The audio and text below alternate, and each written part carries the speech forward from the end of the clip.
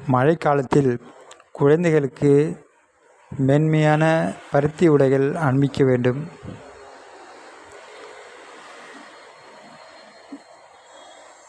உடைகள் ஈரமாக இருந்தால் ஈரமான உடைகளை உடனே மாற்றி குழந்தைகளின் உடலை நன்கு உலர வைத்திருக்க வேண்டும். குளிர்காற்று அடிக்காமல் போர்வை அல்லது குழந்தைகளுக்கான ஜாக்கெட் போன்றவற்றை போட வேண்டும்.